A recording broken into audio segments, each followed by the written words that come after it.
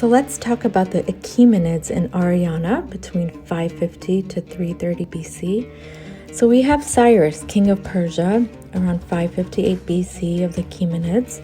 He conquers Bactria in what is northern present-day Afghanistan. The Bactrians, they made a heroic stand, and Cyrus destroyed Kapisa north of Kabul. His conquest of Ariana took 5 years.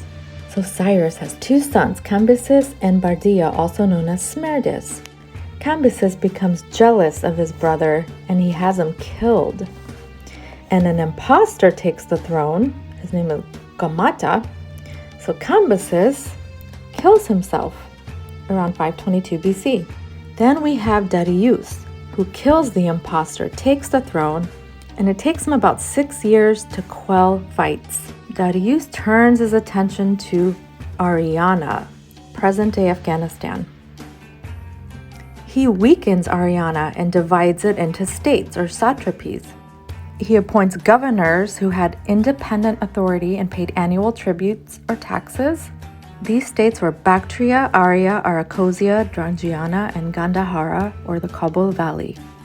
The hold on Ariana became weakened by Darius III, and he was defeated by Alexander, known as the Great, or Madman. We'll get into him later.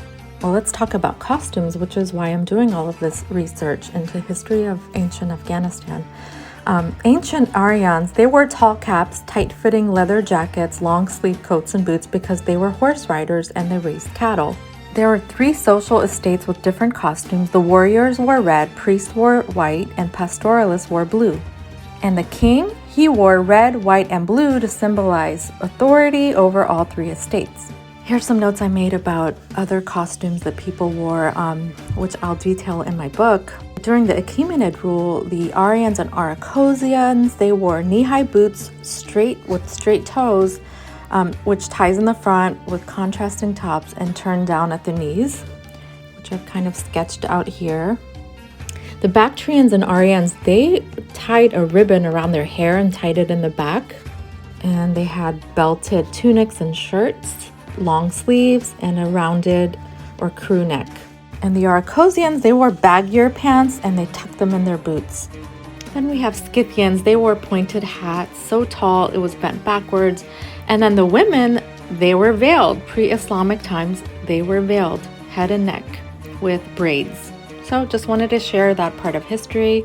Next up, I'll get into Alexander the Great and Greek influence in Ariana.